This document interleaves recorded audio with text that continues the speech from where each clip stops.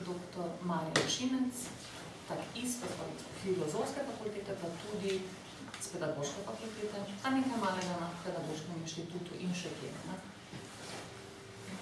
Ok, Marjan, da midva razbijeva led, najprej tako vprašanje, zakaj si se kot odgovorni urednik odločil prav za to knjigo, zapravljeno, ob tem, ko vemo, da je Furibi napisal še kaj drugega. In ob tem, ko je bila knjiga napisana leta 2009, je prevod prišel k nam leta 2016. Zanimivo se mi je zdelo, da pri vseh drugih si poskrbel za spremno študijo, tukaj pa je umanjkalo. Torej. Aha, to vprašanje pravzaprav se piše kot očitek. Prvič, zakaj je nekakšna knjiga in zakaj tako pozno in zakaj nima spremno študije. Ne, nisem ti ničesar očitala, samo radovedna sem. Pravzaprav Furidija smo se odločili, pa nisem bil odgovorni urednik, sem bil samo urednik knjige. Furidija smo se odločili prevajati zaradi neke druge knjige, ki je bila Dangerous Rise of Therapeutic Education, Eggleston Haynes. In one dva sta se sklicevala na drugo Furidijevo knjigo, ta Therapy Culture, se pravi kultura terapije. In ko sem gledal, pač tiste prve dve knjige sta bile pravzaprav zelo vezani na nekak angleški kontekst, čeprav Therapy Culture niti ne toliko, ampak obenem se znotraj kartine pravzaprav želimo v tej zbirki nekako saj delno tudi angažirati na področju šolstva in sama kartina je nek način, so to knjige, ki so intervencija na neko področje, ki ne poskušajo povedati zadnje resnice ali pa vsega neki stvari, ampak poskušajo prispevati tako kot Furedi, pravzaprav k javni razpravi na nekem področju. In da je šla leta 2010 pa v Angliji, pa 2016 v Sloveniji, se to je relativno hitro. Pravzaprav ni tak zaostanek, niti če berete knjigo, nimate občutka, da je zastarela. Pravzaprav, saj jaz imam zmeri tak občutek, da nekaj tega še pride. Da ko beremo neke zadeve v Ameriki, pa Angliji, v anglosaškem svetu na področju edukacije, ima človek pogosto občutek, govorijo o naši prihodnosti. V tem smislu se mi knjiga, oziroma ta zamik 6 let, zdi pravzaprav relativno veljka. Zakaj knjiga nima spremne besede? Pravzaprav lahko navedem 3 razloge.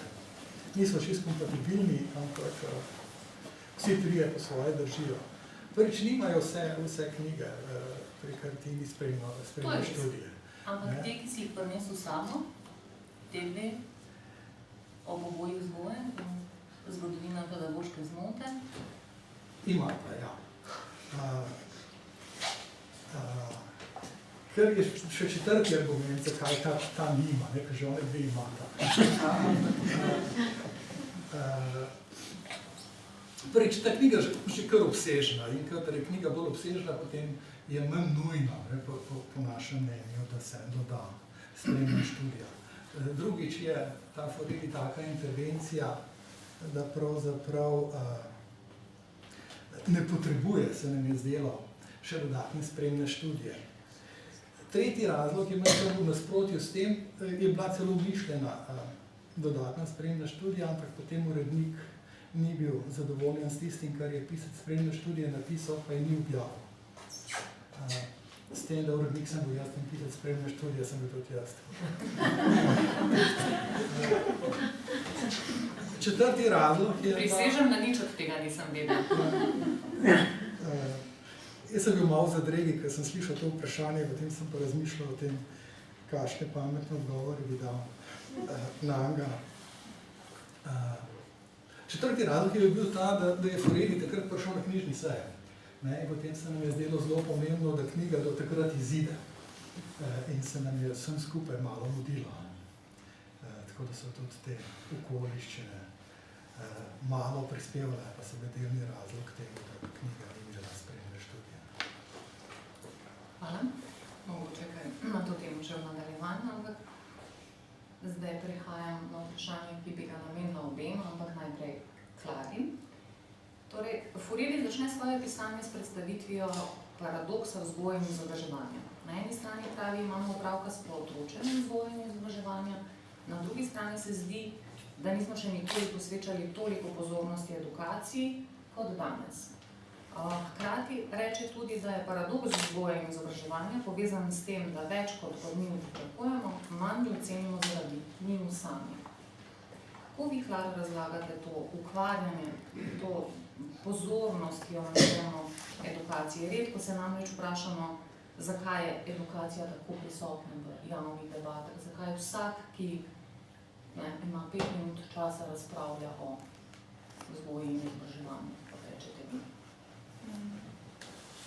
Ja, jaz sem razmišljala o tem, ko sem brala to knjigo, ko ste se mi pogovarjali na pogovor, sem se to dobro pripravila. Ja, zdaj, on res govori o politizaciji vzgoje in izobraževanja, govori celo o tem, da v zgodovini še nikoli ni prišlo do tako tesne povezave, tako intenzivne politizacije in tako tesne povezave izobraževalne politike z drugimi politikami, da je dobilo izobraževanje nalogo reševati družbene probleme. Jaz sicer se mi zdi vprašanje, če je politika, da ima danes recimo kaj večji vpliv na izobraževanje, kot ga je imela v preteklosti. Saj, če pogledamo na našem ozemlju, ne vem, verjetno od Marije Terezije do socializma je imela politika kar močno, je bila kar zelo pomembna, ne, in se je ukvarjala z izobraževanjem. In tudi ne vem, če je kadarkoli bila vzgoja na nek način tako nezainteresirana, kot na nek način Furedi govori, da bi morala biti. Morda še najbolj, po moje, nezainteresirana je bila v kontekstu, če gledamo z različnih pedagoških šol, reformske pedagogike, kjer je na nek način se zavzemala, da izobraževanje izhaja iz otrokove narave in da so vsa racionalna spoznanja ovirajo otrokov razvoj in tako naprej. Meni se zdi, da se predvsem, kar se spremenja, da se raven vplivanja politike na izobraževanje spremenja. Je pa res, da mislim, da moramo Furedija brati v nekako v tem angleškem kontekstu, v kontekstu angleške zgodovine in preučevanja vzgojno-izobraževalnih problemov in tudi usposabljanja, izobraževanja učiteljev. Zdaj, mogoče, če pomislimo, da je, ko se je javno šolstvo v našem kontekstu začelo, le takrat bilo predpisano vse, kar je bilo vezano na vzgojo izobraževanje. Imeli smo metodne krine in tako naprej, pa vse do socializma, ko so bili predpisani praktično dejavnosti za vsako učno uro. Zdaj, seveda, kasneje se je na nek način politika umaknila. Umaknila se je s to, recimo, to didaktično avtonomijo in kasneje, recimo v današnjem času s temi bolj učno-ciljnimi pristopi na nek načrtovanju se je umaknila tudi deloma iz učnih vsebin. Zdaj, kar pa mislim, kjer se pa povečuje in kar tudi se mi zdi, da tukaj Furedi izpostavlja, pa na nek način na tej ravni pravzaprav znanja, končnih rezultatov, kar imamo, ne vem, standarde znanja, kar imamo eksterna preverjanja, odkar imajo tako veliko težo mednarodna preverjanja znanja, potem postane to vprašanje toliko bolj izpostavljeno, toliko bolj pomembno. Zdaj, mogoče, če se spomnimo, oziroma če povežemo s to vprašanje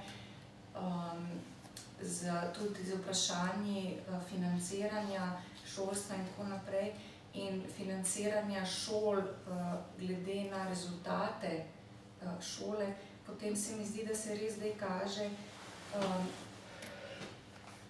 to, no, da učiteljem jemlje avtonomijo na nek način ta skrajna, na nek način standardizacija, o kateri tudi Furedi piše, ko se na nek način cel šolski sistem regulira z vidika teh rezultatov. Zdaj, to je mogoče ena stvar, mogoče bi samo še to omenila, da meni se zdi zanimivo pri Furediju tudi to, da je zelo kritičen do nasplošno do nekega centralističnega pristopa v izobraževanju.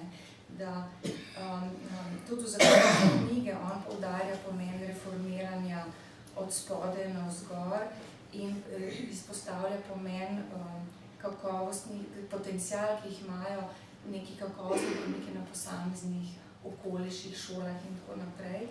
Zdaj, verjetno v našem se mi zdi, da je to, kakor sem brala druge angleške avtorje, imajo zelo kritičen odnos do nasplošno do države, vpliva države do šolskega sistema in je to posledica tega, da so dejansko šele leta 1988 dobili sploh prvi nacionalni kurikus, s katerim se je država šele začela bolj na nek način resno posegati v šolski sistem in da vse angleške avtorje, pa saj veliko avtorjev, ki beremo, so izjemno kritični do te centralizacije, medtem ko se mi zdi, da v našem kontekstu, mogoče kontinentalne Evrope, je nekako se nam zdi, da država je na nek način lahko tisti varovalec neke kakovosti, nekega sistema, zagotavljanja pravičnosti in tako naprej. Pa verjetno še kakšen razlog, morda, če bi sam še to rekla, tudi zakaj je meni ta knjiga tudi zanimiva, ker angleški primere, angleško situacijo in refleksijo na angleški sistem je za vse nas zelo informativna, ker imajo tako velik vpliv preko vseh teh procesov globalizacije, evropeizacije in tako naprej na šolske sisteme po celem svetu in se mi zdi, če stvari, ki se tam dogajajo, zdaj v nekih bolj skrajnih oblikah, da se bodo slejko predogajale na nek način tudi pri nas. Zdaj mogoče vraš neham. Zato se je meni zdelo, da spremna študija bi lahko ravno to, na kar je Klara opozorila. Seveda pač razmislek o tem, kar se dogaja v prostoru, v katerem deluje Furedi, pa hkrati nek razmislek, kaj se dogaja v našem prostoru. Ampak sicer, Marjan, enako vprašanje, imaš kak komentar na to vlogo edukacije v javnih diskusijah? Najprej na to razliko do Anglije, to je res zanimiva tema. In se včasih šalim, da Anglija je toliko pomembna zaradi tega, ker znamo samo angleško. Da pač je neznanski pomen ameriškega pa angleškega prostora povezan s tem, da nam je ta kultura nekako blizu, čeprav šolsko nam je pa zelo daleč. Kot sem prej rekel, neki procesi se tam začnejo prej kot pri nas. In nekako se zdi, da bodo žal slejko prej prišli tudi k nam. Ampak po drugi strani pa tudi čist neprimerljiv šolski sistem. In se ljudje premalo zavedajo tega, da tega šolska sistema zelo težko primerjaš. Jaz se spomnim, ko sem pred leti se ukvarjal z ocenjevanjem znanja in potem berem angleške avtorje, ki imajo glavne težave s tem, da se uvaja national curriculum, mi ga malo govorijo Terezija. In je pač to pravzaprav izhodišče, drugega sploh ne poznamo. In potem, ko se Slovenci upirajo na angleške avtorje, ki govorijo o ocenjevanju, pač Angleži, ki so pisali v nemškem šolskem sistemu, se zgrožajo nad tem, da učence ocenjujejo, da imajo interno oceno. Jaz sem rekel, to je tako, kot da bi rastlino vsak teden iztrgal ven iz zemlje, jo pregledal, pa potem vsadil nazaj. Se mi je zdelo to interno ocenjevanje, ki se nam zdi nekaj samoumevnega grozno. Tako da tukaj po svoje živimo čisto v drugih svetovih. Po drugi strani se mi pa to ni zdelo pravzaprav v spredju Foredijeve knjige. Jaz sem Foredija gledal kot tega antropologa, ki pade v neko čudno kulturo in nič ne razume. In tudi kot bradec, včasih tako si jezen nanj, rečeš, kako da ne razume tega, kako da to interpretira čist napak. In to se mi zdi neka taka zanimiva dimenzija branja, ko iz svoje perspektive, iz svoje ideje, kakšno bi šolstvo moralo biti, se pravi prenašati tradicijo, prenašati tisto znanje, ki je nakopičilo človeštvo, in naloga odraslih in šole je, da to posreduje mlade generacije. Se pravi, nek pogled, ki je pravzaprav zelo konzervativen, nek pogled, ki je bil značilen za konzervativne mislece, pogled, pri katerem se opira na Hannah Arendt. In to je morda še en razlog za prevod te knjige. Spomnim se, leta nazaj mi je Slavko Gavart pokazal to poglavje iz Hannah Arendt, kriza edukacije, in je rekel, kaj misliš o tem. In sem rekel, ne vem, kaj mislim. Ampak me zmeri tako malo mučilo, kaj bi zdaj s tem. Foredi iz tega naredi celo zgodbo in po svoje vi cel izobraževalni sistem, pa vse to, kar pedagogi delajo, kot nek nadomestek za tisto, kar bi se moralo dogajati. Ker se je tradicija izgubila, ker se je avtoriteta izgubila, se pravzaprav uvaja cel kup stvari, ki so nadomestek, ki bo nujno neuspešen za tisto, kar bi šola morala v resnici početi. In se spomnim, angleški filozof vzgoje Peters je tam v 70 letih zapisal v nekem članku, tako prav na začetku, mislim, da je bil Aims of Education, tako prav sem vprašal svojega kolega psihologa, kako to, da imajo danes, mislim, da je rekel educators, to tendenco, da vzamejo nek del iz sodobnega raziskovanja, da primer kreativnost, pa discovery, in iz tega naredijo panacejo za vse, kar se dogaja v šoli. In potem Peters nadaljuje, pač ta kolega mi je odgovoril, da izobraževanje, edukacija je tak uphill struggle, da učitelji na vsakih 5-10 let rabijo neko tako iluzijo, da preživijo. Se pravi, da so neke nujne izobraževalne iluzije, ki pač ljudje, ki delajo v sistemu, pa tudi izven njega, potrebujejo, da v tem sistemu preživijo. Neka dimenzija Foredija je v tem, da je pravzaprav v angleškem izobraževalnem sistemu težko preživeti. Pove, da so iz vrtcev v vem, katerem letu, 2007, izključili 1540 otrok, zaradi tega, ker so bili nasilni. In da so izključili 2 leti starih otrok, ker so bili nasilni. Takrat, ko se je ta knjiga prevajala, sem bil zelo presenečen nad tem, si pravzaprav sploh nisem mogel predstavljati, kaj bi to pomenilo.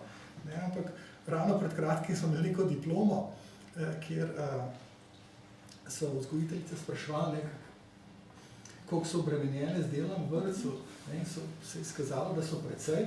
Sem mislil, to je ta splošna klima, ko smo vsi skozi obremenjeni. Ampak, ko gledaš odgovore, ko smo videli odgovore, se je pa izkazalo, da ena večjih težav je, kako že, otroci z neprimernim vedenjem. Neka taka formulacija je bila politično korektna. Se pravi, da nekaj tega, da je lahko 2-letnik toliko nasilen, da ga izključijo iz vrtca, prihaja tudi v Slovenijo. Če se pa navežem na to vprašanje, zakaj se toliko ukvarjamo z edukacijo, noter preživimo tretjino svojega življenja ali pa več, se pravzaprav je to ena inštitucija, ki nas najbolj določa, in po drugi strani se seveda najbolj določa tudi reprodukcija družbe. Se pravi, je čisto normalno, da se družba s tem ukvarja. Vprašanje je pa, na kakšen način se s tem ukvarja. Foredijeva teza je, da se ukvarja pravzaprav na način, ki je obsojen na to, da bo neuspešen. Hvala, Marjan. Klara, Marjan je malček se dotaknil pedagogike. Foredij je precej kritičen do pedagogike, psihologije, precej kritičen je do trendov spreminjanja vzgoje in izobraževanja, češ da gre za neke ideološke zgodbe, anti-intelektualne zgodbe, zapisane instrumentalni logiki. Zelo je kritičen tudi do ameriškega pedagoga Deweyja. Ampak zanimivo je brati na različnih mestih, kako opozarja, da je pedagogika, ki stavi na sposobnost prilagajanja in ne na intelektualno vsebino znanja, prazna in je bo pač spodletelo. Na neki točki na strani 178 zapiše, citiram, trenutna obsesija s funkcionalnimi spretnostmi je proizvedla ozračje, v katerem pedagogiki zaradi enodimenzionalnega poudarka na učenja grozi, da bo postala podveja menedžerskega usposabljanja. Pa lahko kaj več rečete o tej pedagogiki? Lahko rečete kaj v bran pedagogiki, pedagogikam mogoče? Kako komentirate ta njegov kritičen pogled do? Zdaj, kar se tiče pedagogike, jaz sem si tukaj to mi je bilo seveda zanimivo, sem z tega stališča tudi kot pedagoginja brala, z tega stališča tudi knjigo. On opredeli pedagogiko kot vedo o poučevanju. Jaz sem šla preveriti, to je v originalu uporablja izraz pedagogy, in prevajalec dal opombo, da se za to besedo pri nas uporablja ime didaktika. Zdaj, v bistvu, to ni čisto točno, ker didaktika je pri nas predvsem, oziroma v tem kontinentalnem, pa germansko, recimo slovanskem okolju, predvsem teorija o izobraževanju, pouku, kakorkoli pač definirajo didaktiki, medtem ko pedagogy ni pravzaprav nobena akademska veda. Beseda pedagogy pomeni več ali manj tehniko poučevanja, mogoče bi lahko rekel metodiko na nek način, se pravi, gre za praktično nabor nekega praktičnega znanja, ki se skozi izkustva, večinoma izkustva učiteljev in šole razvija. In jaz sem se spomnila, sem pred časom brala ene članke na temo angleških avtorjev, z takimi povednimi naslovi Why no pedagogy in England, kjer razlagajo te razlike med to, kar je pedagogika v zlasti germanskem okolju, pri nas, ampak imamo pa tudi članke na temo Why no didactics in England. Enostavno ne obstajajo te različne discipline, akademske, neodvisne discipline, ki bi se ukvarjale z vprašanjem vzgojnega izobraževanja, tako kot recimo v kontinentalni Evropi. Seveda pa vzgojno izobraževanje preučujejo večinoma druge vede, za katere vzgojno izobraževanje pač polje raziskovanja, ki ga iz svojih zornih kotov preučujejo.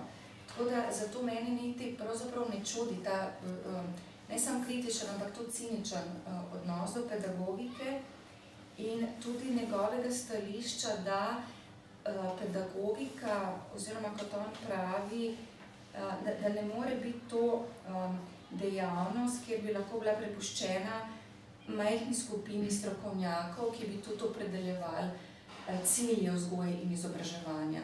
Recimo, to je en pogled, ki je zelo na nek način tuj naši pedagogiki, ker pedagogika se je vedno, če se s čim ukvarjala, se je ravno s cilji vzgoje in izobraževanja ukvarjala.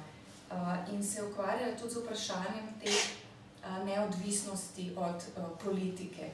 Kako biti na nek način, seveda nikoli ne more biti vzgoja in izobraževanje na splošno povsem neodvisna, seveda javni šolski sistem ima pač svoje funkcije, ampak kako bi se lahko in sama pedagogika in potem tudi šola, učitelj do neke relativne avtonomije razvijala. To je praktično cela zgodovina pedagogike, ki se ukvarjala s temi vprašanji. Mogoče, ne vem, duhoslovna pedagogika je mogoče bila ena izmed tistih ved, ki je verjetno najbolj opredelila vprašanje te avtonomije, kjer je tudi opredelila cilje, ki so na nek način blizu temu, kar Furedi pravi, namen izobraževanja.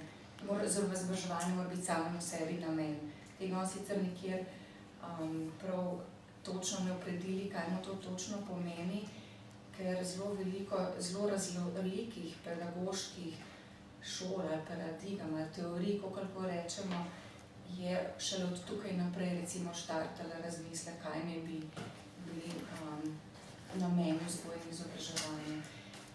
Je pa seveda to, kar Furedi pravi, ima na nek način prav, zlasti se pravi z tega njegovega stališča, ker ena stvar je še tudi zanimiva, če dodam temu, kar ste prej rekel, izobraževanje učiteljev v Angliji se zadnje, mislim, da kakšno desetletje, morda nekaj več, nekako seli iz univerz na šole. Nekako zdi se jim, da so izkušeni učitelji tisti, ki morajo učiti bodoče učitelje, kako naj svoj posel opravljajo, s tem, da so že prej na nek način bili relativno bolj rezervirani do teorije pri usposabljanju učiteljev, se mi zdi, kot recimo v naših konzih. Tako da se ta njegova pozicija je v tem smislu bila meni kar dost na nek način razumljiva.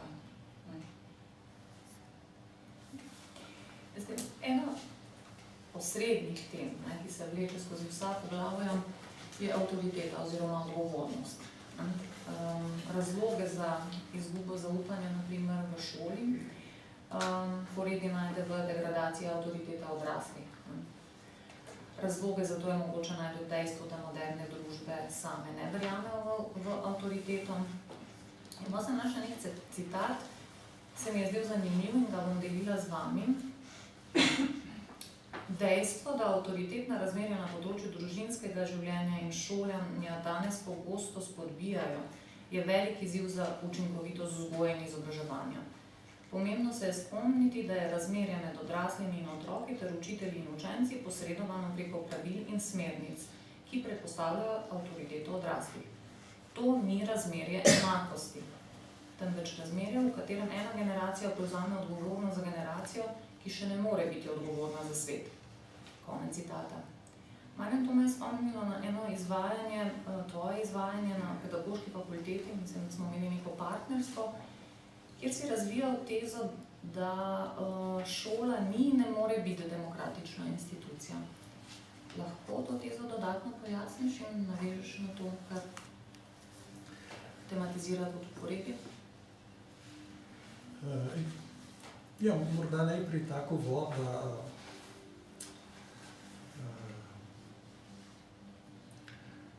pri razpravljanju o šoli pogosto vsem razpravljavcem, meni vključno, manjka samokritike.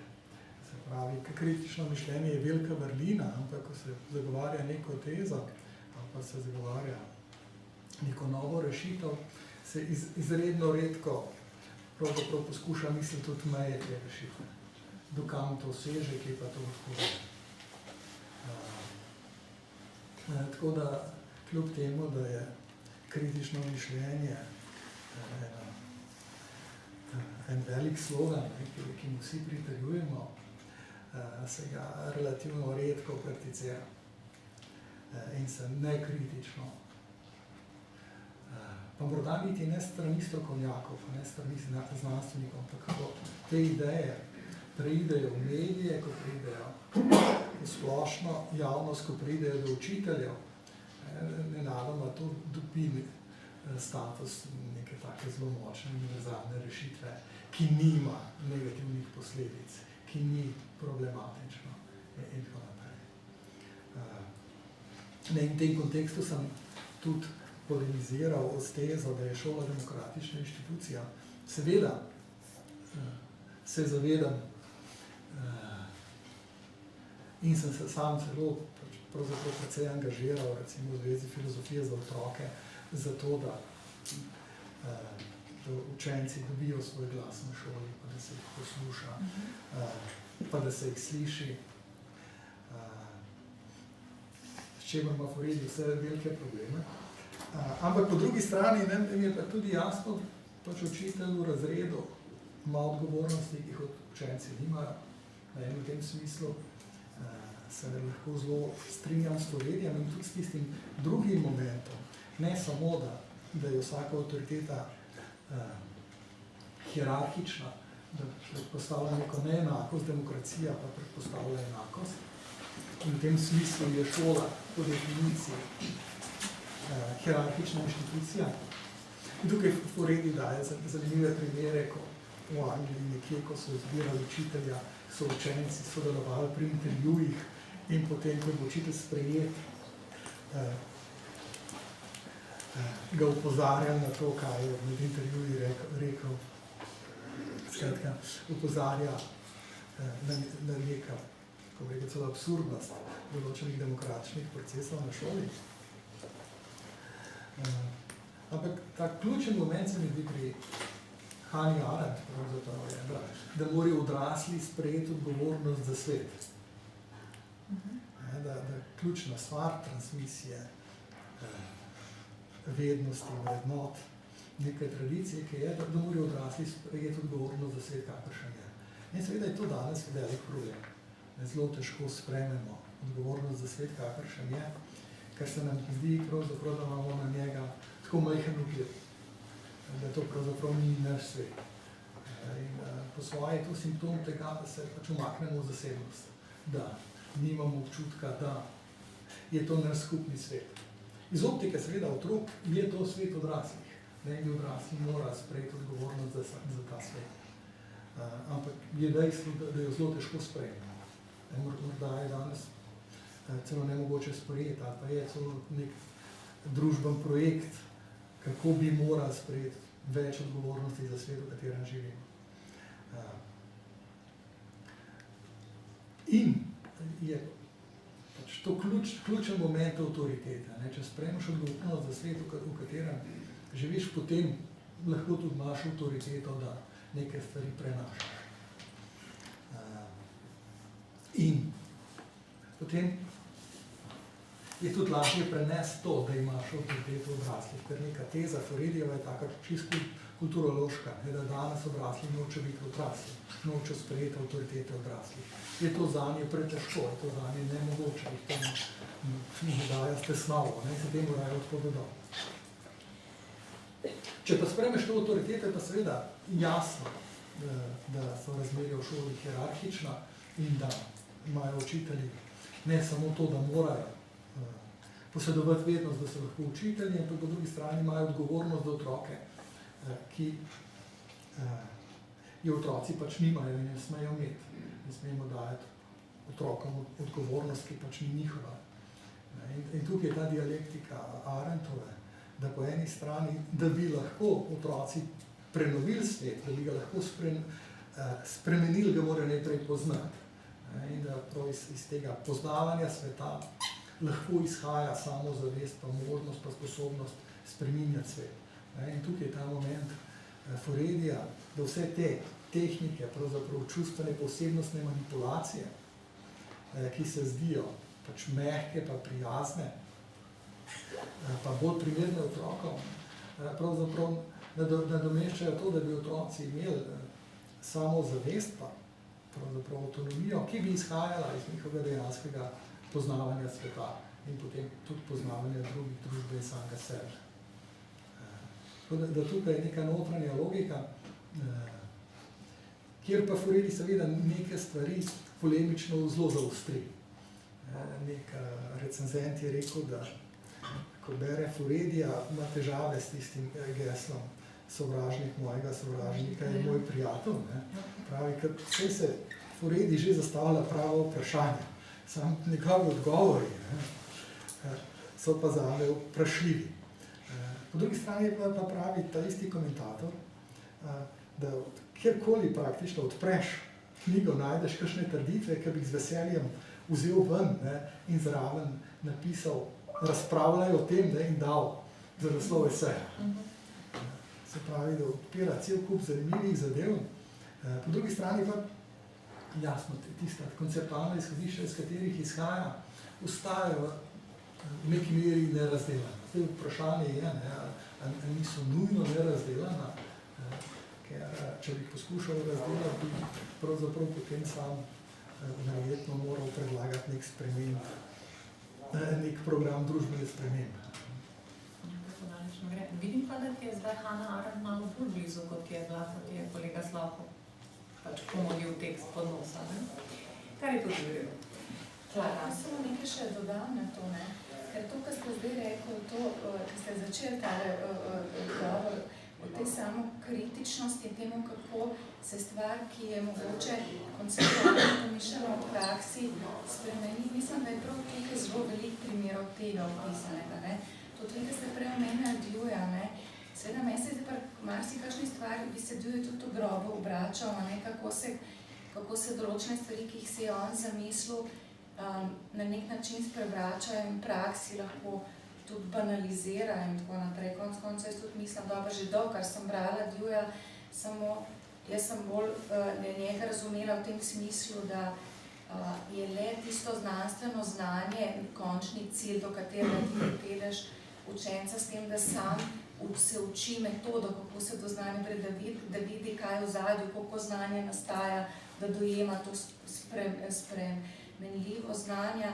Seveda, danes so te izpeljave, te pragmatične pedagogike lahko popolnoma recimo problematične. In ravno te, to se zelo strinjam, da skoraj na vsaki strani najdeš nekaj, kar je zelo taka zanimiva stvar, ki zelo dobro ponazarja današnjo situacijo. Zdaj, mogoče je tudi jaz, kar berem, ko sem brala to iz te pedagoške pozicije, sem rekla, ok, kaj pa zdaj? Ne? Pedagogi vedno želimo imeti potem še odgovor, ne samo kakšno je stanje, ne, pa zakaj je takšno, ampak tudi kaj pa zdaj pravzaprav naredi. In teh rešitev nima, ampak verjetno to ni bil njegov namen konec koncev, tako da to ni, tega ne vzamem, mislim, kot manjko knjige, ne, ampak je zelo dobra na nek način osvetlitev situacije, kakršna je ravno v teh vidikih, ki ste jih zdaj načela, kaj je rekel, preobrat, terapevtski obrat. Moje vprašanje vam je bilo vezano, kako vi vidite situacijo pri nas, ne? Ali se je pedagogika res odpovedala, ali je res odpovedala učiteljičini na znanju temelječi avtoriteti, in ali je res učiteljice spreminjajo motivatorke, prijateljice, svetovalke in tako naprej, vse te označevalce, ki jih uporabljamo. Pravzaprav ne znam čisto odgovoriti na to vprašanje, ali so res učiteljice in učitelji samo še to. Verjetno gremo na nek način v to smer dejansko. Ne? In da se mogoče niti bi včasih tudi brala tole knjigo malo tudi z eno jezo na nek način, če ne bi tudi sama zadnje čase, čisto osebne izkušnje, ko spremljam sina skozi osnovno šolo, naletela na dejansko, kot iz te plati že spoznavam šolo, kar prej, če vidiš samo parcialno, posamezne dele, potem pa kot starš, ko vidiš, ko bereš učbenike, ko gledaš, kako pravzaprav učitelji peljejo ta pouk, se mi pa zdi, da je kar veliko na tem, čeprav vem, da ni mogoče metodološko to najboljši pristop. Mene je bilo zanimivo, mogoče, če sem en obračen naredim prej, da je njegova celotna knjiga, da temeljno izhodišče knjige, teza, da danes družba kot celota, odrasli nismo, kot pravi, osmislili izvrševanje generacijske odgovornosti, da smo avtoriteto odrasli popolnoma odpovedala in je to tezo v bistvu razdelil na, če sem prav si zapomnila, nek način štiri področja. In se mi zdi, da je to, kako bi rekla, kar ena, da bi se mi na nek način zanimiva teza, ker še posebej se mi zdi, da je zelo se dotaknil srži ravno pri tem vprašanju odgovornosti, avtoritete, pa povezavi na to terapevtsko prakso. Zdaj, to, kar on opisuje, bi verjetno mi rekli v pedagogiki, da gre za nek način za manifestacijo nekega skrajne oblike, nekega permisivnega vzgojnega koncepta, kjer pa avtoriteta v vzgojnem odnosu nikoli ne more umanjkati, vedno nekje je, če ne je pač prikrita, kot je značilno za ta permisivni koncept, ampak da se je dejansko, kar se mi tudi on zelo dobro pokaže, na to mesto te prikrite avtoritete dejansko prišel trg. Ne?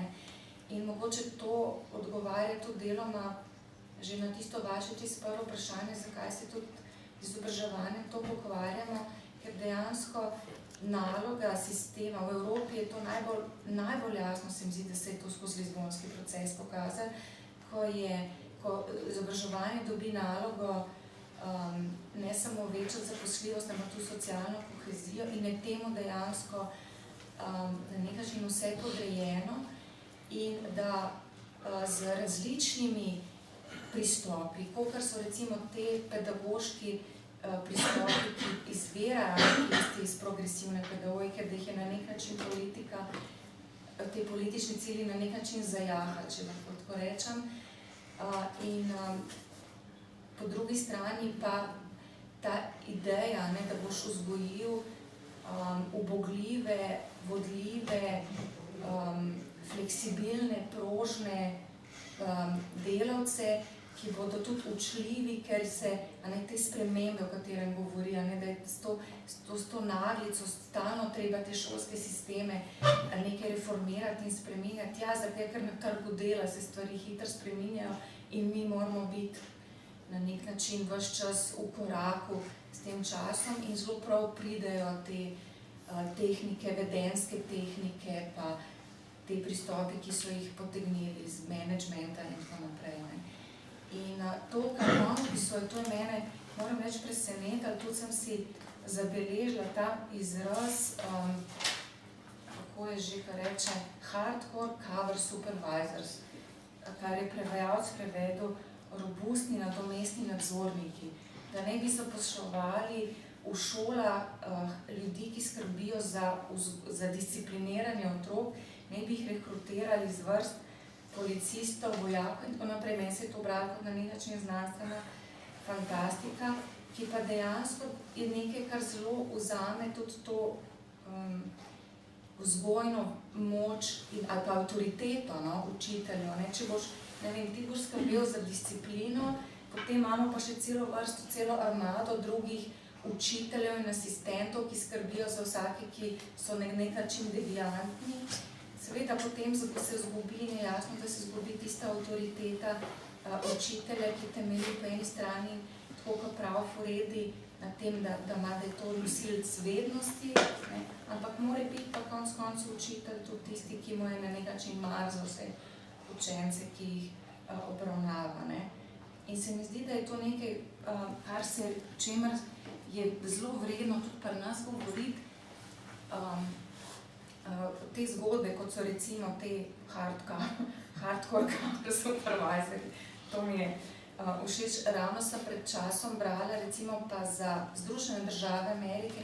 Zelo se razvijajo neke take absurdne prakse iz tega nične tolerance do nasilja in zaradi tega financiranja šol glede na rezultate in privatiziranja javnih šol, sprav javne šole, s katerimi upravljajo zasebniki, zlasti v nekaterih zveznih državah v Ameriki, pride do takih absurdnih situacij, kjer so šole rangirane, seveda glede na to, koliko so njihovi učenci uspešni, kradejo si učence, vdirajo v računalniške sisteme šol, da vadijo učence, da pridejo k njim na šolo. Vsaj takrat, ko se pišejo testi na tistih tretjerazrednih šolah, kjer so ravno temnopolti in revni, je ta zero tolerance do te mere uveljavljen, da hodijo samo še po nekih začrtanih linijah, po hodnikih, dijaki in tako naprej. Skratka, in te avtorji pišejo o tem, da je samo še neposredna povezava že s temi, temi prehodnimi domovi za mlade, kako se reče, prestopniški, ali kako se že temu reče. Skratka,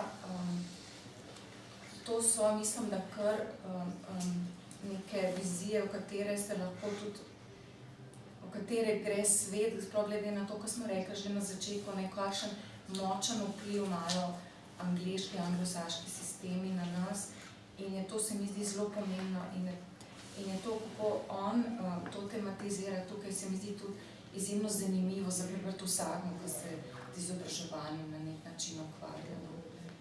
In to skrit v tisto antistresnost, srečo in vse te besede, ki jih on navaja, ki so, oziroma koncepte, ki so prisotni in vdirajo v polje izobraževanja. Če mi dovolite, bi še eno vprašanje, potem bom dala besedo vam. Če pa ne morate več počakati, pa se odpovem svojim vprašanjem, pa dam besedo vam, pa mogoče potem še sama vprašam, kako želite. Izvolite. Klara je dala eno tako fino iztočnico. Andrej Adam je napisal precej zanimivo recenzijo te knjige, v kateri opozori na nekaj, kar se mi je zdelo smiselno. On je profesor filozofije na srednji šoli, Ana Marjan. Kaj, če je treba reformatorska ideološka gesla, o katerih piše Furedi ves čas, in stanje na trgu dela in vsi življenjskih priložnostih za mlade, torej negotovost, ki so jih zapisani, brati skupaj? Kaj, če je treba nezainteresiranost velikega števila mladih za sodobno poučevanje razbrati kot znak, da nikakor niso neumni in se nemara celo bolje kot njihovi učitelji zavedajo položaja, v katerega jih poriva starejša generacija? Ko mislimo torej krizo šole, krizo družbe, da bi bilo treba tudi misliti stanje, v katerega vstopajo, kljub temu, da upravijo ta del izobraževanja, ki smo jim ga postavili kot pogoj za to, da stopijo v svet odraslosti, da lahko tekmujejo v tekmi za delovna mesta, pa potem teh delovnih mest ni tiste nagrade, ki naj bi sledila po tem, kar so opravili. Kaj praviš? Ja, ne se s tem strinjam. S tem, da pri Furediju to niti ni tako zelo v spredju. Ne, ni. Je recimo to v spredju, kaj se beg družba tveganja, ta železniška postaja strahov. Kupil sem vstopnico, diplomiral sem, zdaj pa vlak se pa sploh ne ustavi. In sem brezposeln. V spredju je to recimo predavalo, šola ni podjetje. Tako da se mi zdi, so neke druge knjige, ki dobro to tematizirajo. In da recimo teme, ki so pri Furediju meni zanimive, je recimo pač ta ideja družbenega inženiringa, ko poskušamo šolo uporabiti za to, da popravimo tisto, kar je v družbi narobe, in ne opazimo, da je šola del družbe in bo zelo težko popravlja tisto, kar družba sama ne more popraviti. Ali pa teme vzvratne socializacije, tega, kako pravzaprav vse v družbi deluje proti avtoriteti staršev in učiteljev. In da pravzaprav šola in družba uporabljajo učence za to, da bi spreminjali starše. Vemo, da nekatere šole v Sloveniji imajo šolo za starše. Furedi govori o šoli za starše, ki bo naučila, kako pomagati učencem pisati domače naloge. Ekstrem. Ekstrem tudi v Angliji verjetno. Ampak pravzaprav, ko govori z ljudmi, šola za starše, se mi zdi to dobra ideja. Ja, starši so slabi starši, da imamo njih šola. Ampak se mi začnemo že bolj zgodaj, že v vrtcih, da imamo šolo za starše. Kako zdaj, to kot stranski proizvod, nehoteni proizvod tovrstnih dobrih dejanj vpliva na družben položaj staršev, učiteljev in tako naprej. Pri branju se je nekako se mi vzpostavila povezava, da nečesa, kar je Habermas nekoč rekel, da gre za kolonizacijo življenjskega sveta, da zdaj znanost tako močno vpliva na življenjski svet, da tisti svet, iz katerega naj bi znanost pa življenje dobivala smisel, zdaj postajata bistveno preobražena zaradi tega.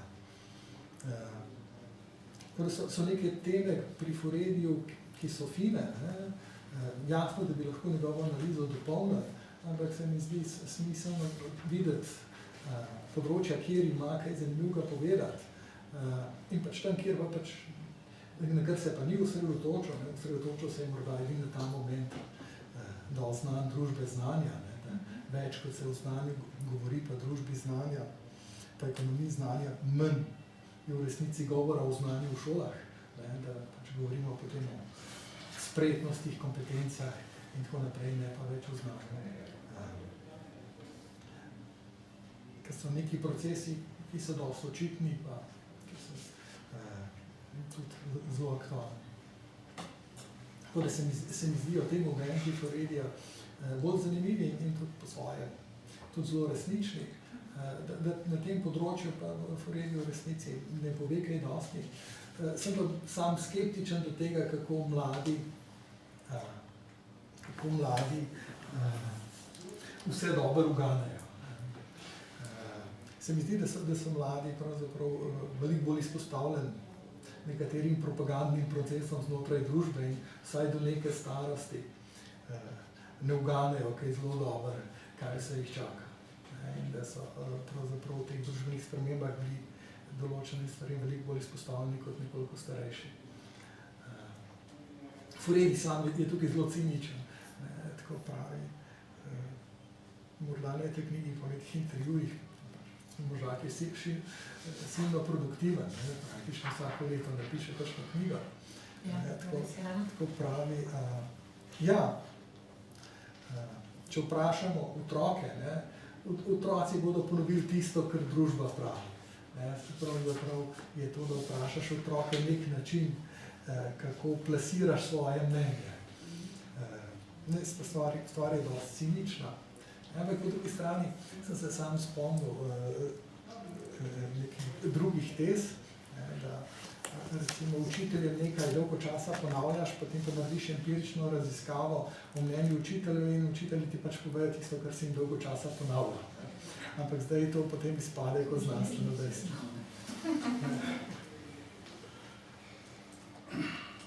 Ja, to je, če lahko dam to, jaz se strinjam s tem, ker zdaj ta ideja, ki jo on tukaj razvija, ta družba znanja, dejansko mislim, da se to vedno bolj uveljavlja na nek način tudi pri nas, ko gledaš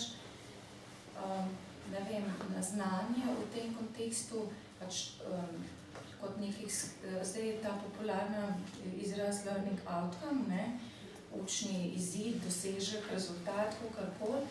In to je v Angliji tudi zelo, mislim, da nekako izpostavljeno, kako oni peljejo svoje določene stvari. Znanje kot skupki teh learning outcome, teh učnih izidov, ki jih ti prejmeš, ko storitev jo sprejmeš na čim boljši šoli, osvojiš in naprej na nek način pač prodaš. In vse se da na nek način naučiti. Tudi, ne vem, tukaj omenja Fouredij to šablonsko učenje kritičnega mišljenja. So neki procedure, s katerimi se ti to nauči. In če se moraš naučiti kritičnega mišljenja, evo ti paketak, kupi ga in ga potem naprej prodaj. In to je definitivno, jaz sem zato vidim, ko sem se ukvarjala s tem vprašanjem ogrodnih kvalifikacij, ker je najbolj tipičen, najbolj nazoren primer tega, kako se in sploh Angleži so te svoje units, learning units povezali v te na nek način skupke, ki jih lahko na nek način vsak ta provider, se ni več šola, ampak je provider, ki jo lahko izvede. In ene zametke tega konec koncev imamo tudi pri nas. Jaz ne vem, če vprašate študente, gimnazijce, ki so ravnokar naredili maturo, kako so se pripravljali na esej, naprimer. Vse to je muškar, vse to je postopek, kako se ti naučiš pisati eseja in pač znaš ta esej napisati, si ta, ne, in logično potem na tak način pragmatičen in tak razmišljajo v izobrazbi, ne. Jaz včasih študentom pokažem en citat, ki se mi zdi zelo v redu, od kolege Kordelja, ki pravi nekaj v tem smislu, da družba znanja je onkraj, razprava o družbi znanja je onkraj vsake razprave o izobrazbi, ne. In to je dejansko to, ko govorimo o družbi znanja, govorimo o tem, o teh paketkih, ki jih osvajamo in prodajamo naprej, ne, unovčimo, pač kar pa on tukaj noter v bistvu govori pa dejansko ideje izobrazbe, ki se je pa potem v tem na nek način precej izgubi. Tako da se mi zdi, ja, da mladi to enostavno osvojijo, ne. Je to zabavno pri Forediju. Pač njegova teza je, da družba se zelo utepa tega kognitivnega, intelektualnega dela, ne, je pravzaprav samo učenje na pamet. Ne, s tem, da jaz rad ponavljam, da sodobna družba je družba, kjer nihče se nič ne uči na pamet. Ne, seveda učenci, študenti bodo prebirali zapiske, ne, in potem povedali nekaj, kar jim je slučajno ostalo v glavi, ampak se ne učijo na pamet. Ne, se spomnim na šoli, kjer sem učil, pa so se morali učenci pri enem tujem jeziku nekaj pesmi naučiti na pamet, so praktično pisali peticijo ravnatelju, kaj grozen sistem je to. In v tradiciji se veliko učijo na pamet, danes se ne uči na pamet. Res pa je, ne, da se pifla, ne, to pač ni učenje na pamet in nekaj drugega. Foredi pa pokaže, da vse tiste boljše stvari, ne, ko gre za mehkejše veščine, ko gre za osebnostne, čustveno, pismenost, inteligenco, kako temu rečemo, socialne veščine, da kako se to poučuje, je tako, da se da neke obrazce, ne, da se sledi nekim pravilom. Foredi citira pravi, navodilo, kako postane srečnejši, ne, ta well-being, boljše počutje, pozitivna psihologija, ta znanost o sreči, postaja velika tema v anglosaškem svetu, celo PISA je imela neko vprašanje, del vprašalnika o well-being, ne, in pravi, Foredi, ja, kako se zdaj to poučuje, če recimo učenec dobi napotilo, da zapiše vsak dan 3 stvari, ki so ga danes naredile srečnejše. Pa ne sme biti manj kot 3. Ja, prav, zakaj 3? Prav, ja, tukaj imate neke šablone, ki so čisto mehanične, ki jim je treba slediti. Če gledate pač kognitivno-vedenjske pristope, ne, to je dejansko nekaj zelo podobno treningu in precej daleč od intelektualnega angažmaja sveta. Mislim, da je zdaj čas za vas. Torej, vabljeni, da postavite vprašanje gostom in gostom. Ja, Andrej, jaz ste tudi že kar navezal in izpostavil kot insider, se pravi kot učitelj, ne. V bistvu kritično mišljenje je nam zelo zanimivo, ker samo mišljenje kritično, uporablja se pa kritično mišljenje, ne, kar že na nekaj namiguje. Čeprav ta termin se zdaj že malo preoblikuje in postaje učinkovito mišljenje, ne, kar pripada neki drugi veji, ne. Omenili ste tukaj pedagogiko in te veje, ne, kako je zvezano z menedžmentom, ne.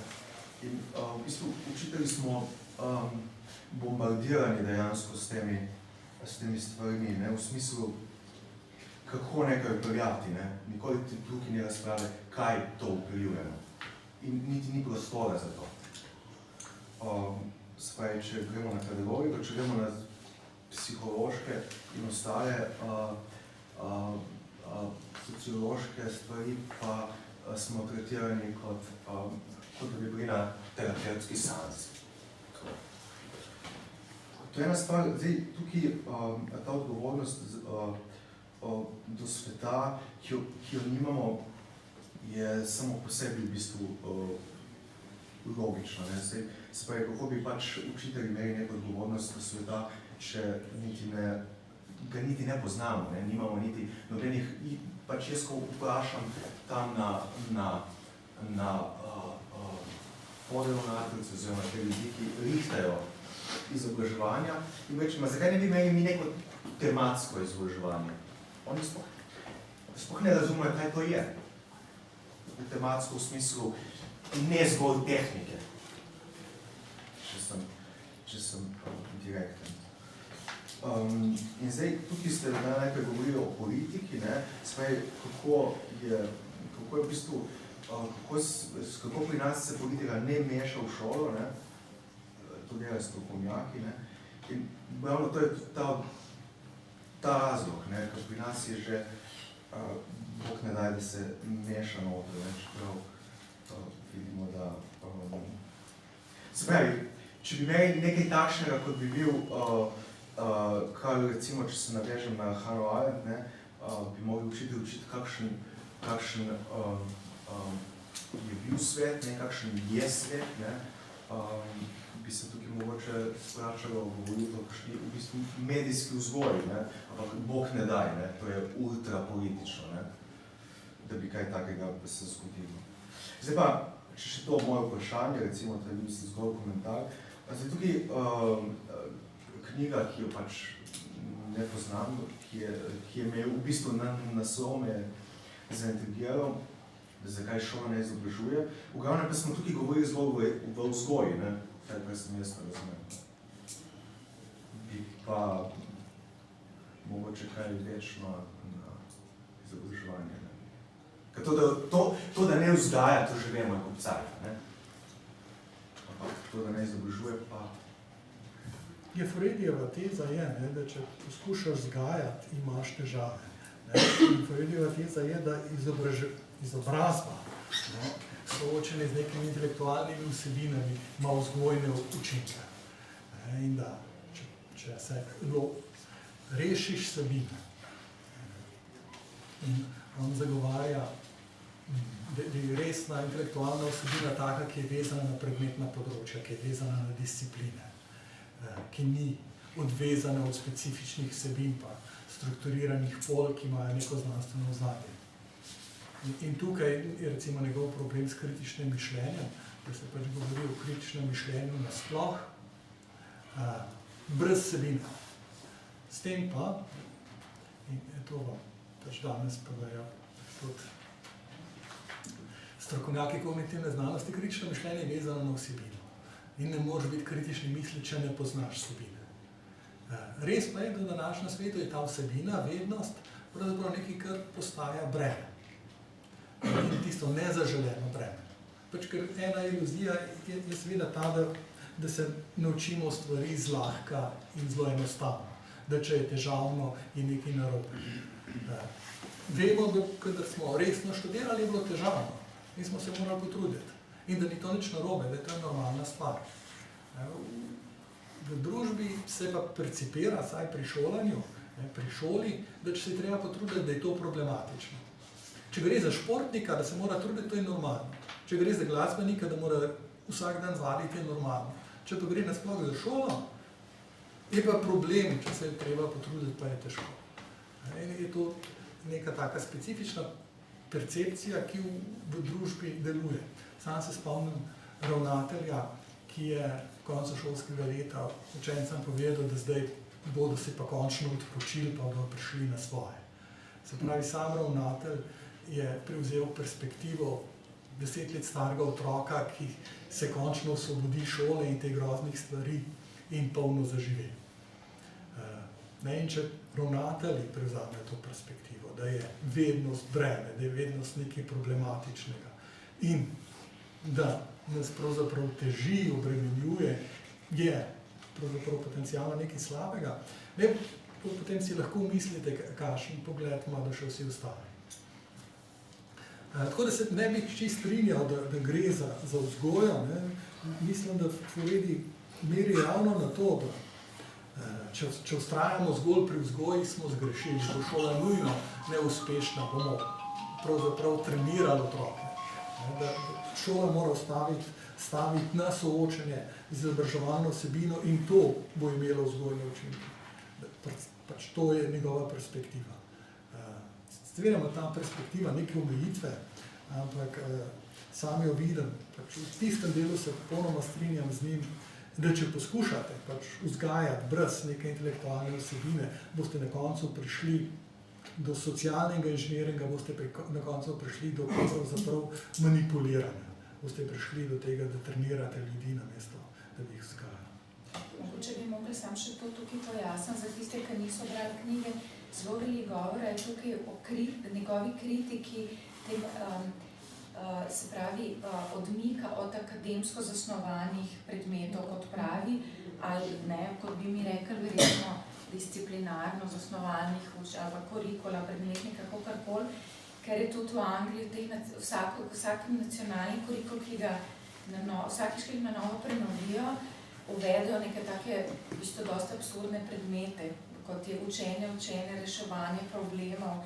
Se pravi, da to, kar je pri nas, poskušajo integrirati v predmete kot neke, ali da neke medpredmetne povezave, so tam samostojni predmeti, ker nimajo te vsebine. Tako da tudi, če je pri nas mogoče ta integracija teh tako imenovanih ključnih kompetenc malo lahko problematična, tam je pa še toliko bolj, ker so samostojni predmeti in seveda od tega pride tudi ta kritika, ki ste zdaj rekel, da se in tudi ta osnovna kritika, da tukaj izobrazba več ni relevantna in prisotna. In je mogoče to tudi s tem povezan, kar ste vi rekel zdajle, izobraževanje učiteljev, nekako obstaja neka percepcija med tistimi, ki izvajajo in organizirajo izobraževanje učiteljev, da učiteljev ne zanimajo vsebine, ampak tehnike, oziroma ne zanima vprašanje, zakaj moram nekaj delati, zakaj je nekaj dobro, kaj ne bi vedeli, kaj je v ozadju, ampak recepti, tehnika, dajte nam tehnike, ne vem, koliko je to. A je to res tisto, kar učitelji samo to želijo? Ja, če stvari v bistvu zgolj ciljno naravnane, je v bistvu to, kar je najlažje, kako do tega priti, zelo preprosto.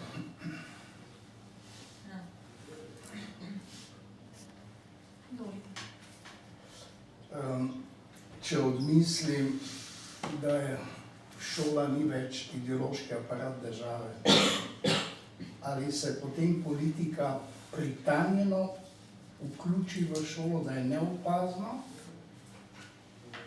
in jo na ta način tudi spremlja in obvladuje. Drugo vprašanje bi bilo, gospa je opozorila na nekaj dejstev, da se zavemo, kaj storiti, vemo, kakšno je stanje. Mene bi pa predvsem zanimalo, kako iz obstoječega, če vemo, da to in to in to ni ustrezno. Torej smo kritiški, kritično naravnani, napirjeni, da nekaj ni v redu, ker želimo, da proces otroka opremi za življenje, v humano osebnost, v zdravo osebnost, kot bi rekel Freud. In me predvsem zanima, kako iz obstoječega in obstati kot. To je eno. Potem bi me še v zadevi kritičnega mišljenja, bom pa praktično nekaj povedal. Na obisku sem bil na neki fakulteti, ne bom je imenoval, pa sem mimogrede vprašal študente kritično mišljenje. Dajte nam mir. Zapiske si delamo, pa gremo z zapiski na izpit. Saj, ko ste kontejneri, ki izbruhajo na izpitu to, kar vas se sprejmejo, pa greste, to je bil njihov odgovor. Zdaj pa še eno praktično starševsko vprašanje, to pa res, ker ste prej odprli vprašanje učitelj avtoriteta. Mnogi starši mi povedo, da pri preverjanju vedenja znanja ubirajo nekateri učitelji, poudarjam nekateri, ne posplošujejo, iskanje neznanja.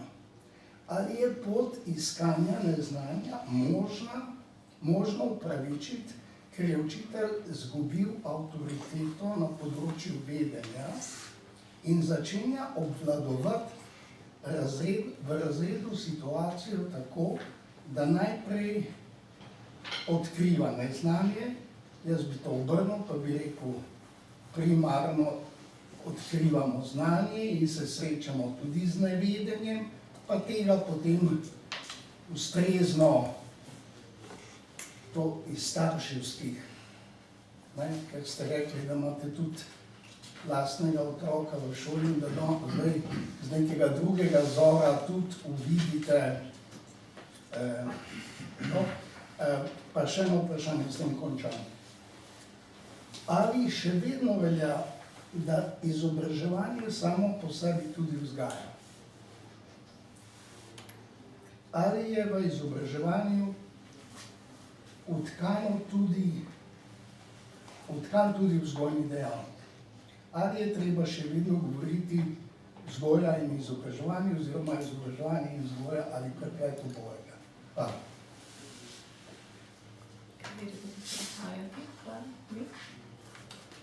Veliko vprašanje. A mogoče kar s tem izobraževanje in vzgoja? Zdaj, tole zadnje, kar ste mislili, ne vem, če sem čisto dobro razumela vprašanje, če prek izobraževanja lahko tudi vzgajamo. Če samo po sebi izobraževanje tudi že vzgaja. Ja, do neke mere gotovo ja, in to zelo pomemben dejavnik, to je tudi prej, kolega Marjan že na nek način povedal, če se srečujemo z neko kompleksno materijo, če rečemo ta način, na nek način pač vzgajamo svoj duh in tako naprej. Seveda, recimo v pedagogiki nekako velja, da je vzgojnih dejavnikov več, in učna vsebina in proces izobraževanja, proces je eden od teh vzgojnih dejavnikov, so pa tudi drugi, ki so bolj recimo neposredni. In zdaj v Sloveniji recimo obstajajo različni pogledi recimo na to in tudi kako je vzgoja bila koncipirana recimo v naši šoli po vse od prenove, reforme, če rečemo v 90-ih naprej, je nekako bolj stavljen na ta koncept, da se vzgaja preko izobraževanja, preko ustreznih učnih vsebin. Seveda so pa danes morda nekateri avtorji bolj izpostavljajo pomen tudi neposredne vzgoje, kot je recimo angažiranje učencev, recimo različne prostovoljne dejavnosti ali pa kakršnekoli druge, ki imajo nek vpliv na človekovo osebnost, lahko tudi angažirane z umetnostjo in kaj se in kaj. Spravi, teh vzgojnih dejavnikov je veliko in vsak ima neke svoje prednosti, meje in omejitve. Tako da v bistvu to je izjemno kompleksno vprašanje, na katerega mislim, da se ne da na kratko odgovoriti. Mislim pa, da danes, ne vem, mogoče boš še kolegice, ki lahko na to dodajo, kaj bolj z področja teorije vzgoje, ki se ukvarja s temi vprašanji, nekako mogoče spet prihajamo v neko obdobje, kjer mogoče malo bolj zaupamo takšnim bolj neposrednim vzgojnim dejavnikom, ki niso samo vezani na izobraževanje. Ampak s tem se v bistvu Furedi niti ne ukvarja, kvečemo, če je zaznano, je v bistvu bolj kritičnost do tega. Poleg tega on pravzaprav ne govori niti o vzgoju, on govori bolj o socializaciji, zdaj spet vprašanje nekakšne razmerje med enim in drugim. Je mogoče zdaj, če se na to avtoriteto, učiteljevo avtoriteto pri tem še mogoče navežem, pa iskanje neznanja in tako naprej.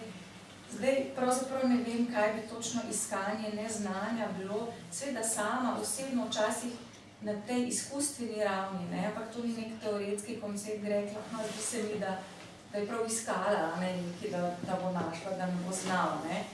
Ampak gre mogoče bolj za to, kaj mi pravzaprav in kaj učitelj razume kot znanje, ne? In kaj je tisto kvalitetno znanje. In jaz se spomnim, da so včasih v naših krogih že nekako 90 let naprej nekateri kolegi stalno poudarjali, da učitelji so dobri vsebinci, ne pa didaktiki. Ne? Se pravi, da jim manjka teh didaktičnih pedagoških kompetenc. Meni se zdi, da včasih bi se mogli vprašati tudi po tem vsebinskem znanju in da morda ravno to so učitelji včasih nekako šibki v tistem, kar poučujejo in se potem seveda bolj obesijo na tisto, kar je napisano na učbeniku, pa kar piše v interaktivnih učnih gradivih, pa priročnikih za učitelje, pa tako naprej. In potem tudi teste tako klišejsko sestavljajo glede na tisto, kar tam piše in imamo mogoče potem lahko starši občutek, da išče tisto neznanje. No. Ne vem, mogoče če bi še vi kaj dodali tukaj zraven pri teh vprašanjih, ki jih je imel gospod. Ja, glede vzgoje in izobraževanja seveda tista, pogosto ljudje razmišljamo o tem, eno, drugo, zdaj razmerje med njimi. Ampak brž, ko začnemo malo resneje razmišljati, opazimo, da imamo zmeraj opravka z obodom, da je nemogoče samo eno stvar, imeti situacijo, kjer je na delu samo ena stvar. Tako da v tem smislu, če začnemo binarno razmišljati, smo na napačni poti.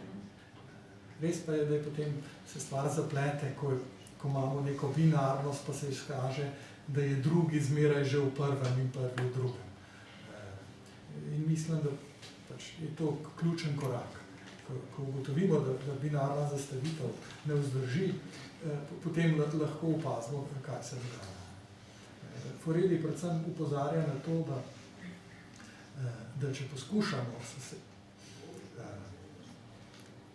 pustiti vsebino, vednost ob strani, potem se slej ko prej dogaja manipulacija z ljudmi, ko gre za šolo. Po drugi strani pa jasno pove, ja, avtoriteta staršev je taka, da ne samo, da vzgajajo, ampak tudi ukazujejo otrokom in povedo, kaj ne naredijo. Tako da glede tega je zelo eksplicitno. Glede iskanja neznanja se bi strinjal s tem, da je verjetno to povezano z negotovostjo učiteljev. Ne s tem, da je znanje toliko veliko, da zdaj znanje se ne splača iskati, ko iščeš neznanje. In možno pa da je tudi povezano kdaj z ogroženostjo učiteljev, s tem, da je šolski sistem pravzaprav v nekem obdobju zelo poskrbel za to, da se preverjanje in ocenjevanje znanja ne zlorablja za sankcioniranje učencev. Tako da je to zdaj, se mi zdi, bistveno težje delati kot včasih. To vprašanje o šoli kot ideološkem aparatu države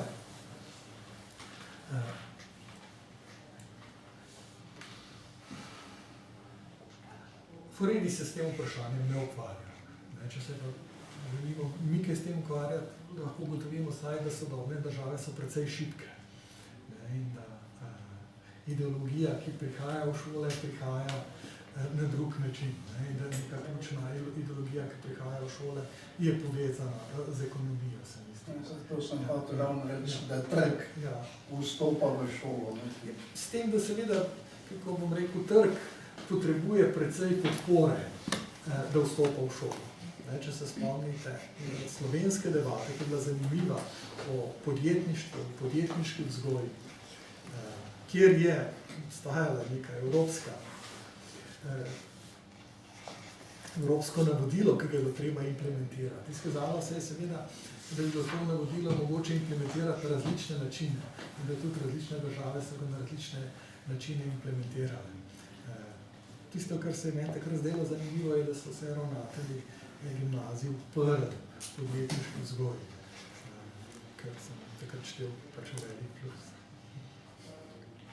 Zdaj imamo projekt podjetnost na šolah, ki je ministrstva in ki potem se bolj najprej v bistvu neke začetne šole poskušajo definirati, implementirati, potem pa širše. Ne gre se tukaj za podjetništvo, temveč za podjetnost kot mišljenje. Se pravi, vsako stvar spraviti. In gimnazija. Osnovno šolo in osnovno šolo. Oblasno ste noter. Ja, ne, vse gre v bistvu za samo iniciativno, za odzivanje na okolje. Je neka širitev v razumevanju tega, ne? Tako kot je gospod Andrej rekel, ni podjetništvo, ampak so vseeno sprejeli to, da je to mogoče razumeti širše. Ne? Ja, mene bi seveda zelo veselilo, če bi pač tovrstni projekti vključevali, bom rekel, meje podjetništva pa podjetnosti. Pa ne samo v tem, da ne bomo vsi podjetniki, ampak da je podjetnost včasih pravzaprav, kako bom rekel, podobna tej davčni optimizaciji, kako bi rekel, ne meji. Ne samo legalnost, ampak očitna nemoralna zadeva. In da takrat, ko je dobiček glavno vodilo, je to lahko zelo problematično. Se pravi, če bi tovrstni projekti vključevali jasno refleksijo o mejah. Ne, da se potem ta refleksija o mejah vzpostavlja takrat, ko tovrstne stvari pač izbruhnejo na dan. Potem bi pa lih moglo biti podjetništvo, ne podjetnost. Ker ravno podjetnost je v bistvu vzgojni predmet. Ker gre za vzgojo nenaravnanosti, da si ti sam iniciativen, da iščeš variante, kako bi uveljavil svoje ideje, da znaš predstaviti svoje ideje, da krepiš motivacijo. Ne? Podjetništvo je pa, da ti nekaj veš, da imaš neko vednost o tem, kako se, ne vem, podjetje ustanovi, kako se razne stvari počne in tam bi se lahko tudi meje in tako naprej. Ne? Ampak Klara pričakovali, da bodo osnovnošolci zastavljeno vložili. Ja, če sodi to v osnovno šolo, pa drugo vprašanje. Ne? Ja.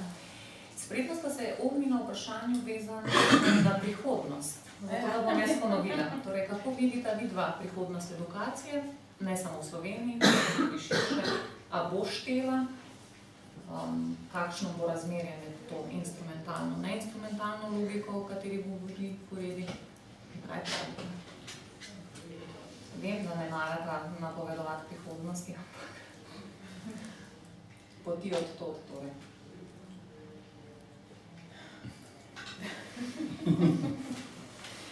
Jaz ne vem, kaj bi pravzaprav.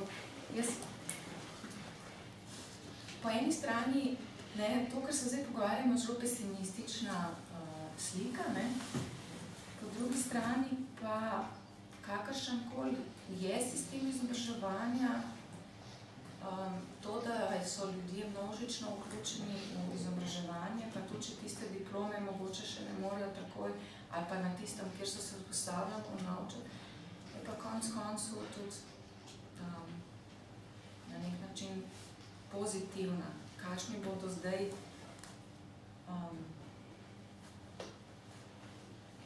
kaj sledi iz tega? Mislim, da predvsem spremembe radikalne še bodo možne, ko bodo družbene pošle. Dokler gre v to smer, v kateri smo zdaj, in vplivu kapitala in s tem povečevanjem razlike med revnimi in bogatimi in tudi tem, recimo na trgu dela, na nek način potreba po ljudeh, ki so visoko izobraženi, ampak en avtor piše o digitalnem taylorizmu, se pravi rutinizaciji intelektualnega znanja. Mi moramo imeti veliko nekaj intelektualnega znanja, da bomo lahko uspešno funkcionirali na trgu s to visoko tehnologijo, digitaliziranem okoljih in tako naprej. To verjetno mislim, da ta zgodba bomo še kar nekaj časa živeli. Si ne predstavljam, da bi se spremenila, dokler se res neke radikalne spremembe tudi v družbi ne bodo zgodile. Ne vem, kaj bi pametnega lahko rekla. Gotovo je, da je v 20. stoletju izobraževanje doživelo tak razcvet in da je toliko podaljšalo otroštvo in mladost mladih, da se bo to verjetno začelo krajšati. Da pravzaprav je področje doživelo tako ekspanzijo, da je skoraj težko nadaljevati. Kako bo pa stvar usmerjena, jaz mislim, da je nekaj področje, ki so zelo žive. Pač na eni strani je digitalno področje, ki se počasi uveljavlja in bo prineslo sabo cel kup izzivov. Ko slišimo, da Finci skoraj da več ne spodbujajo pisanja na roke, ampak uporabljajo samo še računalnik, zastavlja zanimiva vprašanja. Po drugi strani roboti zastavljajo zanimiva vprašanja. Po tretji strani neuroznanost, biotehnologija. Se pravi, je cel kup stvari, kjer lahko pričakujemo v 10-20 letih spremembe, ki bodo vplivale potem tudi na izobraževanje. In če je že zdaj vpliv psihologije, pa recimo s psihologijo povezanih znanstvenih raziskav, precej še na področju izobraževanja, lahko ta vpliv empiričnih znanosti, kakorkoli so parcialna, da bo vedno večji, da bodo tudi šolske politike poskušale vedno bolj temeljiti na tem evidence-based policy. Kar samo potem prinaša veliko zahtevo po nadzoru mišljenja. Ravno v tem smislu, ko se neki rezultati, ki so parcialni, prenašajo v prakso. In sam se ne bi čist strinjal, da avtori niso, da so avtori čisto nedolžni, če se jih napak interpretira. Včasih so tudi avtori zelo nepazljivi pri tem, kako kakšne stvari formulirajo. Če dam primer iz drugega področja, sami se spomnimo, kako smo nehali uživati maslo, pa smo začeli uživati margarino in potem se je izkazalo, da stvar ni v redu, pa že spet uživamo maslo. Na področju izobraževanja je tudi kar nekaj tega. Ko se izkaže, da margarina ni v redu, pa da je treba nazaj na maslo. In več, ko bo to vrstnih projektov, več bo to vrstnih idej.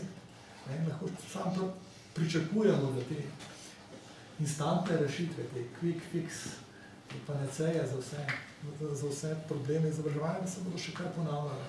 Zlasti še v demokratični družbi, ko bo pravzaprav javnost imela verjetno na tak ali drugačen način vedno večji vpliv na to, kaj se dogaja v šoli. To je po svoje dobro, po drugi strani pa samo prinaša pravzaprav cel kup vprašanj. Morda je ta situacija s cepljenjem en tak model dialoga med znanostjo in javnostjo. Lahko jaz sam nekaj dodam na to vprašanje, ki ste jih zdaj pač zvezi z prihodnostjo izobraževanja in znanja, poučevanja. Največ ne smemo pozabiti na, bom rekla, eno definitivno smer, se pravi privatizacija javnega sektorja. Šolstvo tukaj ne bo izjema, ker to je del neoliberalnega sistema, gre v to smer. Mi smo pač šele pozno prišli v to in imamo še neke ostanke, vseeno, pa nas se še lahko študira celo, mislim, da brezplačno, ni še plačljivo. Se pravi, to nas definitivno čaka. In drugo, seveda, naraščajoči trend neenakosti, dohodkovne, ki je definitivno skoraj neustavljiv v nekem obdobju, v katerem bomo mi, recimo, tukaj le še živeli. To zna prinesti socialni strukturi družbe, ne, in v funkcioniranju družbe zelo velike spremembe, ne, ki se znajo tudi hitro zgoditi. Če pustimo pač vse ostale faktorje, o katerih ste zdaj govorili, ne, se mi zdi, da moramo imeti tega tudi v mislih, ker ta je dejansko tukaj že. Tako sem hotela sam dopolniti s tem aspektom. Imamo še vprašanje? Ja, v bistvu je en komentar, pa iz tega bi probal narediti vprašanje. Bi se vrnil nazaj na točko podjetništva, ker se mi zdi, da to bo vedno pogostejša vsebina, ki prihaja na področju vzgoje in izobraževanja. In sem hotel to reči, da lahko se dosti vrtimo okoli to, kaj podjetništvo je, kaj ni, ampak po mojem je fino, da podobno kot pri drugih temeljnih konceptih, ki so prišli na novo na področje izobraževanja in vzgoje, da pogledamo, odkot prihajajo, ne? Kje jim je mesto, kje je izvorno mesto. Ne? In zdaj podjetništvo ni tisto klasično podjetništvo, tako kot o njem danes govorimo, ki je pomenilo premikati neke ekonomske resurse iz področja, ker imajo nižjo donosnost na tisto področje, ki imajo višje. Ne? Še ena beseda je zraven, ki je enako že doma tudi v šolstvu, in to je inoviranje. Ne? Tako da naše podjetništvo je predvsem inoviranje. Ta beseda je že tudi tu in kaj to pomeni? Ne? In tu bi rad poudaril na tako zanimivo zadevo, ker da zagrabimo zares, zakaj se reče tudi včasih podjetniška miselnost, ne samo podjetništvo. Ne? To inoviranje pravzaprav nima več opraviti z ekonomijo, tako če gledamo strogo, ker v ekonomiji večinoma imamo, se zadeve vrtijo okoli nečesa, kar je že ekonomski resurs. Pri inoviranju pa je zadeva še izvan ekonomije, ker šele iz tistega, kar ni resurs, naredi resurs, ki bi imel neko možno ekonomsko vrednost. Tisto, kar je pri tem ključno, je, da ne gre več za stvari. To govorim, to, kar pravzaprav tako kot podjetništvo na tej novi osnovi postavlja ta Peter Ferdinand Drucker, ki je tudi oče drugih konceptov ali družba znanja in tako naprej. Skratka, gre predvsem za socialne inovacije, skratka za razmerje med ljudmi, za neke človeške prakse. Tu se dogaja tisto novo inoviranje, ne? Nima več tega materialnega aspekta. Skratka, če zadevo skušam strniti, podjetništvo je miselnost, katere glavna drža je ustrestovanje česarkoli že, instrumentalizacija kot taka. To je trebno, mislim, je fino imeti v mislih, zakaj en tip miselnosti gre. Ne? In zdaj, če poštevamo druge koncepte, ki so enako prišli zelo mehko, nenavadno mehko, s parimi upori, ja, v šolstvu, kot so družba znanja ali pa vseživljenjsko učenje. Ne? In mene čudi in bi vprašal, kje pa so odpovedali tisti intelektualci, raziskovalci, znanstveniki, a pa nasplošno tako, da so te koncepti tako, ker so vseeno niso doma na področju edukacijskih ved ali pa teorije ali pa prakse. Ne. Te koncepti vsi, vključno s podjetništvom, prihajajo iz področja menedžmenta, ne, ki pa ima druge smotre kot izobraževanje. Ne. Te smotri so napravljanje človeških verov produktivnih, lahko rečemo tako na kratko. Zdaj, kako je možno, da so te koncepti tako enostavno prišli na področje izobraževanja, celo bili pozdravljeni? Družba znanja, kot so nekateri gledali s svojimi predstavami, ki so še bile predpotopno razsvetljenske, celo bil pozdravljen koncept. Noben ni šel pogledati, kako je v tem konceptu karakter znanja pravzaprav spremenjen in je pravzaprav instrumentaliziran. Tako da mogoče, kje se je zgodila ta zatejitev, kako je zadeva tako mehko šla skozi, če je, ali pa imam jaz tak vtis, ki je napačen. Ja, ne vem, če šla tako mehko skozi, ne. Ker recimo, če gledate v našem kontekstu, ne, v Sloveniji, ne, mislim, da zelo veliko, če rečem strokovnjakov, pa ljudi iz univerz, raziskovalcev in tako naprej, so do tega zelo, se mi zdi, če rečem zelo posplošeno, kar precej kritični do teh konceptov, ki ste jih navedli. Vseživljenjsko učenje, družba znanja, pa še kakšne kompetence, pa kakšne te stvari. In je to tudi mogoče pomaga, da se niso do te mere že umestili v šolski sistem, pa mogoče v kakšnih drugih državah, kjer imajo mogoče ljudje iz teh sfer, akademskih sfer, vpliva na politiko, ampak naš vpliv mislim, da je relativno majhen. Meni se zdi zanimivo, če gledam, da sem gledala, kako so se te koncepti kompetenc začeli pojavljati v učnih načrtih in kakšen je odnos do kompetenc v beli knjigi iz 2011, kjer je za osnovno šolo napisano eksplicitno, da ne gre za razvoj kompetenc, da je tukaj spredju znanje oziroma vednost, skratka zelo odklonilen odnos do tega.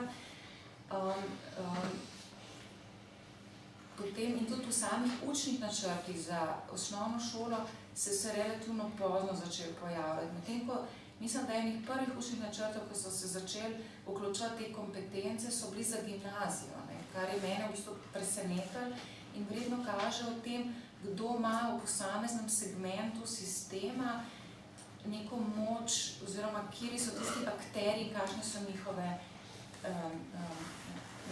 njihovi pogledi. Mislim, da imamo pri nas zelo različne poglede, ne samo med različnimi ljudmi, ampak tudi institucije in tako naprej. Zavod za šolstvo, Center za poklicno izobraževanje, ministrstvo, potem pa mi na univerzah in tako naprej. Tako da to se mi zdi eno tako bojišče, kako ne reči, to je malo težka beseda. Po drugi strani je pa to, kar prihaja iz Evrope in sveta, je tako kot en tak zelo močen val, se mi zdi, kjer moraš imeti izjemno neko poznavanje stvari, pa en tak kritično distanco, da ne sprejmaš vsega. Mislim, da pri nas nekako nas to malo preveč na nek način preplavlja. In se mi zdi prav tako, ko človek bere danes učne načrte, prav vidiš, odkje je kdaj kaj not prišlo. In že sami koncepti, ki so jih noter najdemo. Najprej so bili operativni cilji, pa so bili standardi znanja, zdaj so ključne kompetence, zdaj bodo prišli učni izidi, skratka, v bistvu vse približno isto, ali pa nekaj, kar nima tako močne teoretske sploh v zadnji, ampak ker pride preko te kolegialnega pritiska, kot pravijo, evropska politika, kakor se uveljavlja, da se enostavno temu čist nismo uspeli na nek način izogniti, tako nekaj stvari nereflektirano upeljujemo. Je pa res, da recimo to, kar ste rekli, da ste začeli s to podjetnostjo, sej ni zdaj vsaka stvar, ki pride v šolstvo, kar a priori slaba. Jaz ne bi bila tako konzervativna, recimo, kot je recimo tudi Furedi, konec koncev neke podjetniška miselnost in to je za izjemno na nek način v družbi pomembna. Vprašanje seveda je, kje in kako je umestiti v šolski sistem. Definitivno v poklicnem izobraževanju. Zdaj, ali je osnovna šola mesto za to? Kaj je funkcija osnovne šole? Ali je gimnazija mesto za to? To so pa zdaj druga vprašanja. Tudi sama bi mogoče bolj videla na univerzi to. Jaz včasih rečem študentom, da morajo pokazati malo neke lastne samoiniciativnosti. Tisti, ki so bili samoiniciativni, so danes večinoma imajo službe, a ne konc koncev. Tako da neka ta naravnanost jim lahko definitivno ne bi bila v tem tako črno-belo postavljala, pa kar a priori zavračala vse. Jaz imam samo eno čudovito zamisel, ki jo pa prakticirajo.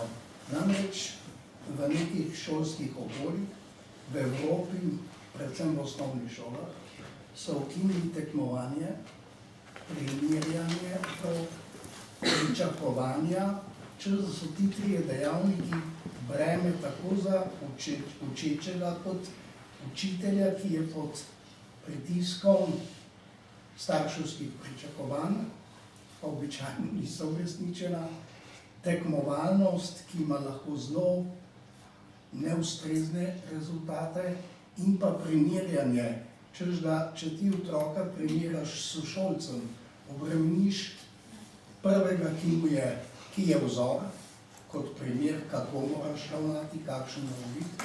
In ta, ki pa to ne more biti in je osebno razočaran, ob tem, da so še starši tudi razočarani. Skratka, to je nek začaran krog, pričakovanje, tekmovanje. Meni se je zdelo, da to primerjanje je zelo, težko bi še eno besedo uporabil. Ni sprejemljivo, res ne. To na Danskem so uvedli, na Finskem, pa mislim, da še nekje, in so zelo zdravi odzivi na tak koncept. Predvsem so bili kritični do tekmovalnosti in primerjanja otrok. No, to mi je glede.